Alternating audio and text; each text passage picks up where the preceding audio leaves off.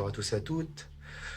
On va faire une vidéo dans la continuité des vidéos sur le poêle à bois, comme j'avais fait l'année dernière, parce qu'il y a eu beaucoup de vues sur ces vidéos-là. Et là, ça va être encore sur le nettoyage, mais un autre type de nettoyage. La dernière fois, on avait fait un truc sur le nettoyage de la vitre. Là, ça va être un nettoyage avant mise en service, en complément des ramonages annuels. Je fais quelques ramonages perso, et je vais vous montrer comment je nettoie mon poêle en entier, en fait. Donc, je vais faire une vidéo sur le ramonage. J'ai quelques petites techniques qui sont bien pratiques, je trouve. Après, vous me direz ce que vous en pensez. Et après, je vais vous montrer comment je nettoie mon poêle. J'enlève les pierres à l'intérieur, je nettoie tout l'intérieur. Je le démonte, entre guillemets, voilà. Donc, je vais vous remontrer un petit peu mon installation, comment elle est foutue rapidement, pour que vous compreniez ce que je fais. Voilà, donc pour rappel, mon installation a été foutue comme ça. Il y a le poêle avec son réservoir à bûche, le poêle. Et donc, voilà, mon conduit, il fait comme ça. Il fait un angle à 90. Et l'angle à 90, après, on arrive... Je vois rien de ce que je fais, voilà. On arrive ici et on remonte en toiture, là-haut. Là, le gros avantage de ça, c'est que je peux mettre ici un T. Et du coup, pour ramoner, c'est super pratique. Alors, je vais donc commencer par faire le ramonage complémentaire du conduit, parce que là, il n'a pas été fait. Je l'ai fait en courant d'année dernière par un professionnel, mais je ne l'ai pas refait depuis. Donc, il a servi entre-temps, donc ça vaut le coup de mettre un petit coup avant de redémarrer en début de saison. Après avoir fait le nettoyage du conduit, ce qui est relativement simple. Donc ensuite, après, je vais faire le nettoyage des pierres de l'intérieur du poêle. On va démonter toutes les pierres. Alors c'est pas compliqué, mais c'est pas évident parce qu'il faut être délicat. C'est des pierres très fragiles, hein, faut pas chercher. C'est pas moi qui les ai cassées, hein, ça s'est cassé tout seul avec la chaleur. C'est pas grave, ça n'empêche pas le bon fonctionnement du poêle. Mais il faut être très délicat au démontage et je vais vous montrer un peu comment je fais ça. Bon, alors la première des choses, normalement, quand on n'est pas feignasse comme moi, c'est de commencer par débarrasser, de faire un maximum de place pour être tranquille. Bon, moi, je suis une grosse feignasse, je vais quand même enlever les 2-3 gros machins qui traînent. Mais voilà. Voilà. Et je vais vous montrer ma technique. Normalement, l'idéal, c'est après de mettre, par exemple, un polyane, enfin voilà, de mettre une bâche, quelque chose pour protéger un petit peu tout. Mais moi, je vais vous montrer ma technique, que je trouve assez pratique. Il va vous falloir un bon aspirateur, si possible, bidon. Enfin, bidon, vous voyez, c'est un bidon. Hein. C'est pas qu'il est bidon, enfin, si, il est bidon, mais... Enfin voilà, vous avez compris. Il va vous falloir ça pour le ramonage, le truc indispensable. C'est le hérisson, avec les tiges qui vont avec. Hein, bon, bah, le hérisson, vous avez compris à quoi ça sert. On le passe dans le tuyau et on gratte. Il va vous falloir, dans mon cas, alors ça c'est ma technique particulière, il va vous falloir des sacs en plastique, genre pourquoi pas un sac poubelle, et du scotch. Voilà. Bon, la première des choses qu'on peut commencer par faire déjà, voilà, c'est de... Alors en fait, il y a pas mal de choses qui tombent, voilà. Donc là, ça tombe sur les trucs que j'ai pas enlevés en dessous, c'est cool. En fait, bon, ça, c'est des trucs qui sont carrément dans le conduit à l'intérieur, là, parce que c'est pas bouché, là, il y a de l'aération. Donc il y a pas mal de trucs qui tombent de là-haut. Mais bon, ça vaut le coup de tout gigoter pour faire tomber toutes les merdes. Donc c'est là que c'est bien d'avoir un polyane en dessous. J'ai quand même enlevé les trucs en bas, hein. J'ai nettoyé, voilà, j'ai fait de la place, comme ça va tomber, il n'y a plus qu'un coup d'aspirateur à faire. Faut pas être débile. Et pour une fois, j'ai pas fait le débile. Bon, ensuite, hein, le truc à la noix. On commence par enlever ce qu'il y a là-dedans. Voilà, bah, il n'y a pas grand-chose. Hein, ça va, c'est pas la mort hein, pour toute une saison. Il n'y a pas trop de cochonneries. Alors, faut un sac plastique relativement costaud. Ce qu'on va faire, en fait, je vais vous expliquer le principe de ma astuce à la noix. C'est que je vais scotcher mon sac plastique autour de mon conduit. Comme ça, entre guillemets, voilà. Je vais le scotcher. Comme ça, quand je vais passer mon bidule, bah tout va tomber dans le sac et ça évite d'en mettre partout. Ouais, pas con hein, l'aveugle. Non, ça se dit ça? Non, pas con l'aveugle. Bien vu l'aveugle. Parce que pas con l'aveugle, ça veut rien dire. Alors, déjà, pas se tromper. Faut pas se tromper de sens en fait. Alors, on va traverser le sac. Mon astuce, c'est de pas percer le sac en dessous. Parce que sinon, en fait, quand vous allez gigoter, ça va tomber et ça va tout foutre par terre. Donc l'astuce, ça va être de percer le sac sur le côté.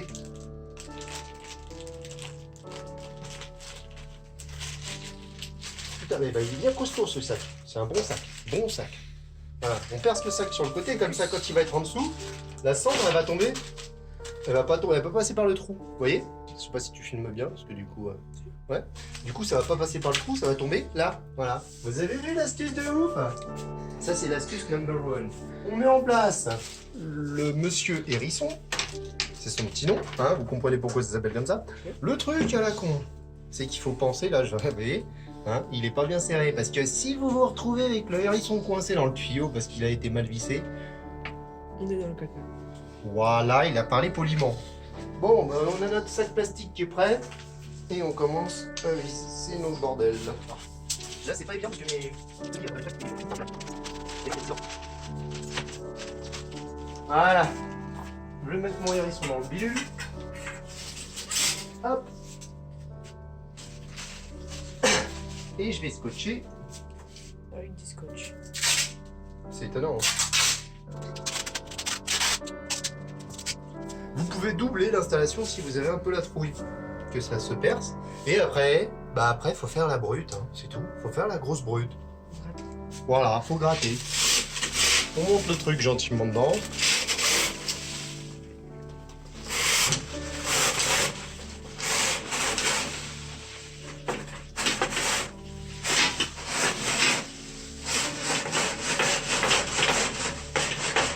Je vais vous montrer, j'ai merdouillé un peu. C'est que j'ai scotché mon trou trop près de... Voilà, j'ai scotché le trou trop... En fait, j'aurais dû mettre le trou ici. Plus bas. J'ai un petit peu merdouillé là-dessus. D'ailleurs, on va peut-être corriger ça. Bon, j'ai rajouté un plastique en plus et j'ai repercé le trou, comme j'ai dit, au bon endroit. Et ça va aller vachement mieux. Là, je rajoute des longueurs. Alors, pour rajouter des longueurs, c'est plus pratique de le faire à l'horizontale. Parce qu'en fait, le problème, c'est que mon truc est plus droit. C'est un peu chiant, voilà. Parce que ça tourne pas droit.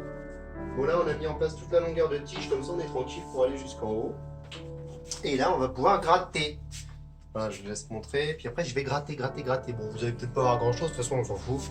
Hein, vous avez compris le principe du truc, hein, c'est de faire monter le... Là, si tu peux me montrer comment ça se passe au niveau de mon récupérateur.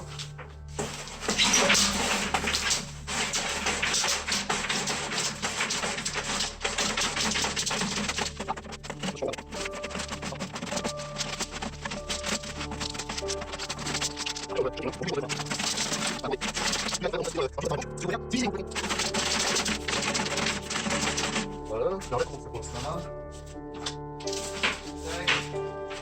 Bon bah voilà, enfin vous faites plusieurs passages, hein, j'en ai fait plusieurs. Alors évidemment, je précise un truc, ça ne remplace pas un remanage par un professionnel du remanage, bien sûr. Hein. Moi, c'est un remanage complémentaire que je fais. Alors ce que vous pouvez faire, c'est en dents de scie. Avec le super plastique, on sait s'il y a des trucs qui tombent. Et franchement, j'ai beau gratter, il n'y a plus rien qui tombe. Donc c'est que mon remanage est fini. Il n'y a pas énormément de choses à aspirer, c'est plutôt pas mal. Donc là, je vais enlever mon scotch, enfin mon plastique. Alors, c'est bien scotché. Dans le deuxième plastique, il n'y a quasiment rien. Ah, par contre, dans l'autre plastique, là, il y a quand même une bonne, très grosse, plus qu'une grosse poignée. Hein. Donc, j'en ai retiré quand même un paquet. Allez, j'ai retiré beaucoup. Hein. Ça faisait un petit bout de temps qu'il n'avait pas été nettoyé, mon truc. Ça n'a pas fait de mal. Un des trucs indispensables, là, moi, c'est des fringues pour bricoler. Donc, vous voyez, je m'en fous, je peux foutre de la truc. Ça, c'était normalement pour la poubelle. Et le pantalon, j'ai même un trou là, et regardez. Hein, voilà. Donc, c'est un pantalon qui est mort, qui ne risque rien. Maintenant, on va partir sur... on va continuer à nettoyer le conduit dans un sens, mais on va commencer par nettoyer ça. Alors déjà, quand on bouge le poil, il faut faire gaffe à avoir la porte qui est fermée. On va commencer par désoliariser le poil de son conduit. En gros, on va le reculer un peu gentiment. Voilà. Voilà. Là, par contre, on est dans le mode ultra dégueu. Hein. Donc c'est pour ça qu'il faut du... Il faut des... Comment ça s'appelle? Du plastique, des choses pour poser les trucs. Et on va y aller petit à petit. Regardez, à l'intérieur, là, c'est vraiment crado. Hein. Là, ce que je vous disais, ça fait un petit bout de temps. Ça fait un petit bout de temps qu'il n'a pas été nettoyé. Voilà. Là, on va aller chercher un sac plastique et on va mettre toutes ces merdes à l'intérieur. Prenez pas des sacs pourris, celui-là est vraiment pourri, il est vraiment très mince. Alors c'est vraiment ces premières étapes là qui sont très dégueulasses, donc il faut vraiment Prendre son temps, y aller gentiment. Faites pas comme moi, toujours pressé puis faire de la merde.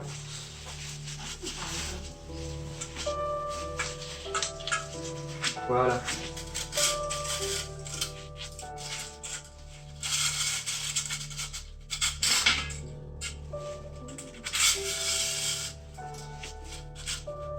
Alors là, je fais gaffe parce que j'ai pas envie d'en mettre un coup dans mon plafond.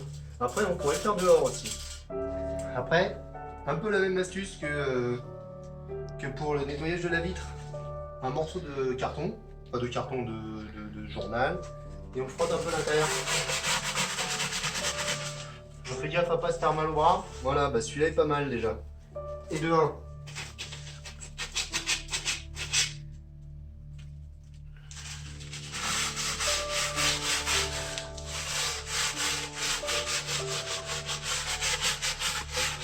Bah, je fais un coup dans un sens, un coup dans l'autre. Ah, il y en a beaucoup dans le coude. Donc là, le coude, c'est quelque chose qu'il faut bien nettoyer.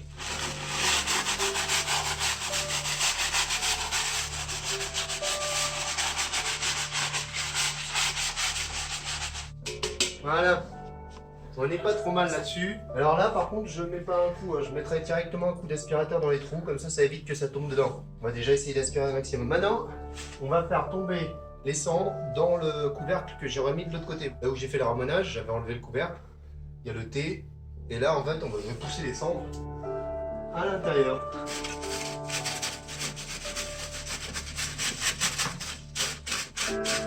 Et là, dans le fond, il y a le morceau de tube en... C'est quoi, c'est de l'inox? Je sais pas, enfin bon, il y a un morceau de tube. Et celui-là, par contre, il est très coupant. Donc là, il faut faire très attention quand vous nettoyez ça. Voilà, bon après, on remettra le truc en place. Ok, donc ça c'est fait. Un petit coup d'aspirateur un petit peu partout, là où on a commencé à mettre des merdes pour éviter de les éparpiller, ça peut être pas mal.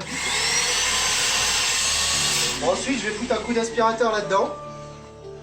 Parce que c'est bien. Pour éviter de faire tomber trop de choses à l'intérieur.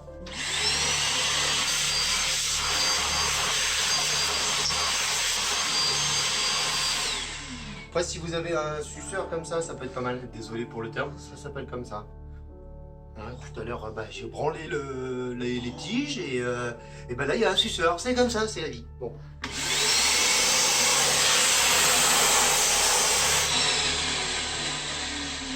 Et là, je vais commencer par nettoyer, enlever les cendres et tout ça. On va vous épargner ça. De toute façon, il faut que je remette un petit peu mon téléphone en charge. J'ai plus de batterie, je vais pas pouvoir tout filmer. Action! Bon, on est reparti. Donc j'ai nettoyé. Oui, bon, c'est pas nickel, hein. Faut pas non plus, c'est pas, on mange pas dedans, hein. Alors, la première des choses, c'est qu'il va falloir bloquer la porte. Puisque je fais, c'est que je mets un petit par là et je mets un truc pour bloquer la porte comme ça. Paf. Ça me permet de travailler sans être obligé de me prendre la porte dans la tronche toutes les 2 secondes. Alors là, la première des choses à faire, c'est de réfléchir à comment on fait, parce qu'à chaque fois je me rappelle pas, parce que je le fais pas tous les jours, mais il y a un ordre assez logique pour enlever les choses. Celui d'en haut. Donc déjà, on va enlever la première, la grille. Non, je sais pas si... Alors, je sais pas, je cherche à chaque fois. À chaque fois que je tâtonne, je sais jamais, faut regarder ce qui s'enlève, ce qui s'enlève pas. Et alors là, faut faire très attention parce qu'en plus, les pierres commencent à vieillir. Et elles se cassent, du coup. Et elles sont cassantes. Et voilà, faut faire attention à les sortir sans les taper, sans les abîmer. Donc déjà, on enlève ce qui s'enlève facilement, comme ça, on est tranquille, tout va bien. Voilà, vous voyez, il y en a quelques-unes qui sont pétées, mais c'est pas bien grave. C'est fragile. C'est très fragile. Faut vraiment être hyper... voyez, là, regarde, là-bas, il y a le petit morceau. Le petit morceau qui est cassé, mais c'est pas grave, on le remet en place. Hein. J'ai cassé depuis super longtemps, hein, c'est pas nouveau. Parce qu'en fait, celui-là, il s'enlève. Celui-là, c'est ceux qui sont sur les côtés qui sont assez compliqués à enlever. Celui de derrière s'enlève assez facilement, je crois. Puis en plus, comme il est cassé, il s'enlève très facilement. Voilà, en fait, mon démontage est facilité avec ma pierre qui est cassée au milieu.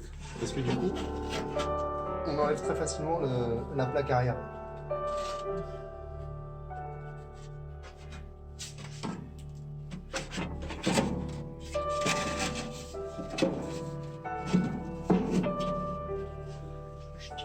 Non.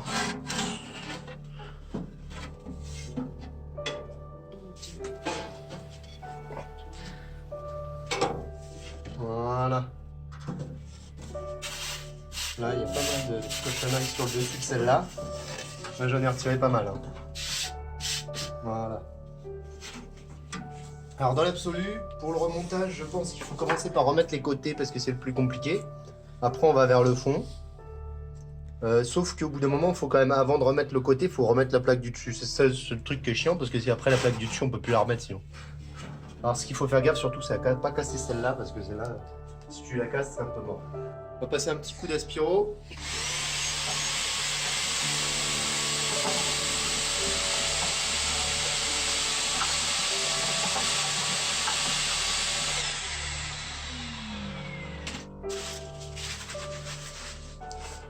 C'est surtout sur le dessus que c'est sale.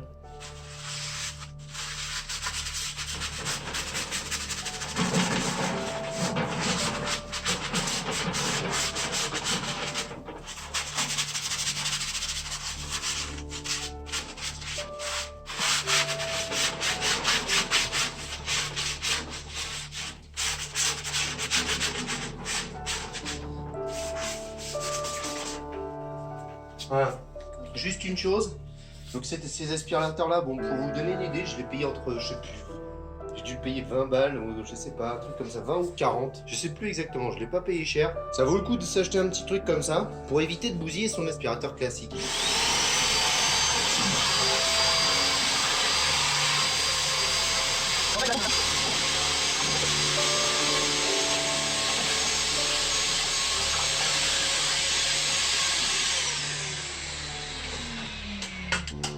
Allez, regardez. Bon, maintenant, on va nettoyer les plaques une par une et on va les remettre gentiment dedans. Donc, on a dit qu'on commençait par les plaques du côté. Il y a de l'eau. Non, surtout pas d'eau là-dessus. Si tu mets de l'eau, elles sont mortes. En fait, c'est super léger. Hein. C'est...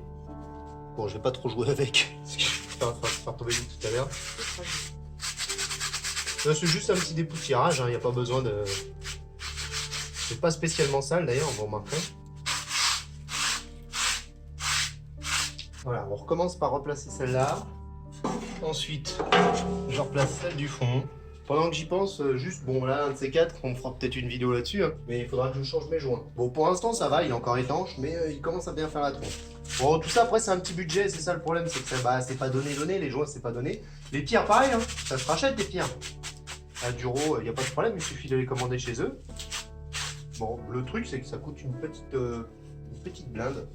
Alors là, je vais remettre la pierre du dessus. Alors c'est celle qu'il faut le plus nettoyer parce qu'il y a plus de merde dessus.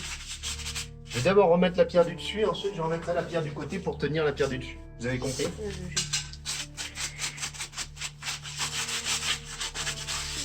Ouais, donc vraiment un chiffon sec. Hein. Donc là, c'est la partie un tout petit poil plus embêtante parce qu'il faut réussir. Alors l'idéal, c'est d'être deux, mais je vais le faire tout seul parce que je vais faire comme si j'étais tout seul. Faut être deux dans l'idéal, pour un qui tient la truc, puis voilà, l'autre qui tient, voilà. Tout seul, vous voyez, c'est pas super pratique, et on s'en sort quand même, regardez. Voilà, une fois qu'on a réussi à caler ça, en fait, on est tranquille, la truc du dessus va pas se casser la figure, et là, on va pouvoir remettre les autres gentiment. Là, en fait, après, il suffit de soulever, voilà, vous voyez, c'est bien calé comme il faut. Maintenant, ce qu'on va faire, c'est qu'on va nettoyer la pierre de derrière. Alors celle-là, c'est la seule sur laquelle je mets un petit coup d'aspirateur. Après, vous pouvez mettre un coup d'aspirateur sur tout. Hein. Bon, en fait, voilà, ce qu'il faut bien vérifier, c'est que les trous, bah, elles soient bien troués encore. Voilà, c'est surtout ça. Alors les trous, c'est pour la post-combustion. J'avais fait une vidéo dessus, on voyait des effets de post-combustion, regardez dans mes vidéos. J'avais en fait le post-combustion, c'est un effet où le poêle fonctionne à son maximum, il est très très efficace. Là je pense que ce côté-là, ça vaut le coup de le nettoyer pour que l'air puisse bien glisser.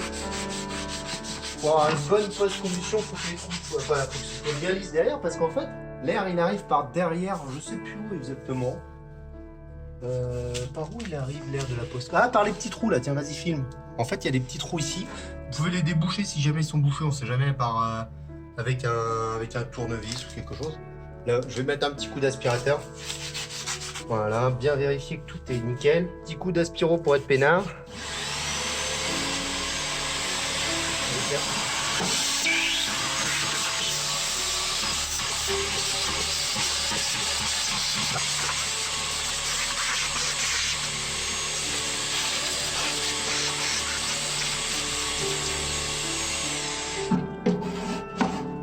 Alors là où c'est un petit peu compliqué en temps normal, c'est que vous voyez, il y a un biseau sur la plaque. Et du coup, en fait, c'est plus compliqué que ça parce que normalement, il faut réussir à mettre ça là d'abord en premier. Voilà, donc normalement, quand elle est cassée, c'est plus compliqué. Mais là, comme elle est cassée, c'est beaucoup plus simple pour moi. Quand il est pas. Voilà, parce que du coup, ça se remet bien. Alors après, il faut les resserrer comme ça. Alors, faut veiller à ce que l'air passe derrière.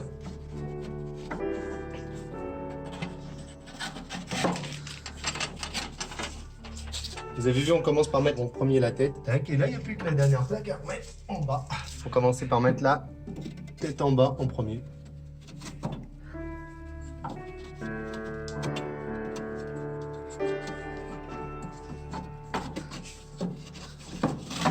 Voilà. On va remettre ça. Ça permet.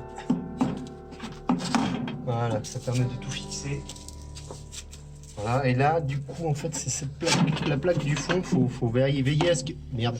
Vous voyez, j'ai pété un petit morceau. Voilà, faut veiller à ce qu'elle soit bien en avant. Voilà. Bon, là, je pense qu'il faudrait quand même que je rachète une plaque de derrière, un de ces quatre. Non, mais là, bon, en fait, le truc, c'est qu'avec l'âge, il commence à y avoir un petit peu de jeu sur les côtés. Mais c'est pas gênant, hein, je vous assure, ça fonctionne très bien quand même. Voilà, voilà. Bon, bah là, encore un petit coup d'aspiro par-ci par-là. Un petit coup, après, là, je passe un coup de chiffon à l'intérieur. Là où il y a les joints, surtout. Voilà. Voilà, voilà, en gros. Voilà, on va bien nettoyer le filtre de l'aspirateur. Bon, alors maintenant, ce qu'on va faire, avant de faire le petit feu, on va remettre en place les conduits. On va m'aider à le remettre en place. J'appuie.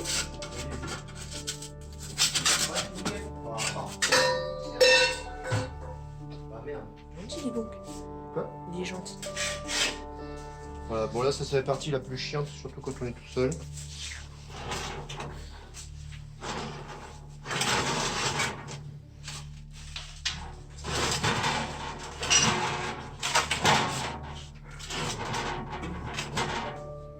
Si vous voulez le remettre exactement au même endroit, vous pouvez vous faire des petites marques au sol.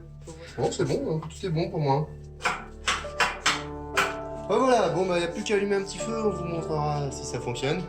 Avant de remettre en route, petit conseil quand même, vérifiez que vous avez bien toutes les ouvertures qui sont ouvertes, que tout fonctionne bien, faites un check du poêle, vérifiez bien que tout est bien assemblé, que tout va bien comme il faut.